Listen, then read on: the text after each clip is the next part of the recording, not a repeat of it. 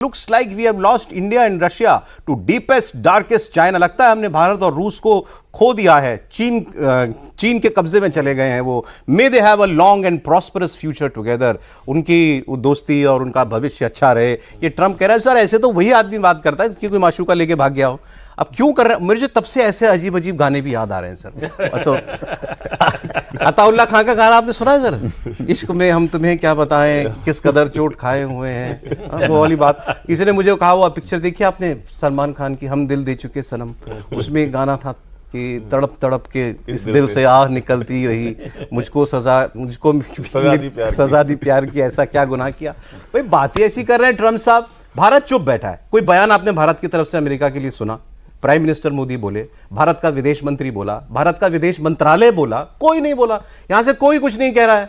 आपने टैरिफ लगाना था 50%, आपने लगा दिया. हमने कहा ठीक है जी, हम अपने रास्ता देखते हैं. हमने अपना व्यापार करना और आसान कर दिया. अब यहाँ जीएसटी के रिफॉर्म हो गए, दुनिया भर के देशों के साथ हमारे ट्रेड एग्रीमेंट्स हो रहे हैं. हम तो पर यहाँ कोई परेशान नहीं है हिंदुस्तान के अंदर. फिर ये अचानक ट्रंप का ये ट्वीट क्यों आया? क्या ट्रंप को लग रहा है कि उनसे गलती हो गई?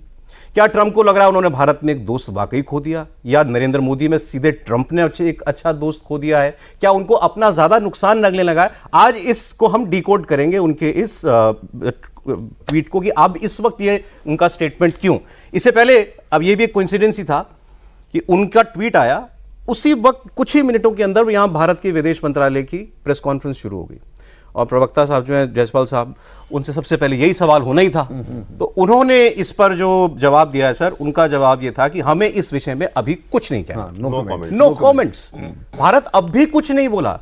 अपनी तरफ से ट्रंप ने डिक्लेयर कर दिया कि हमने भारत को खो दिया है. और भारत कह रहा है ठीक है, हम अभी भी चुप हैं, हमें अभी भी कुछ नहीं कहना. सर क्या लगता है ट्रंप को क्या हुआ है अचानक से?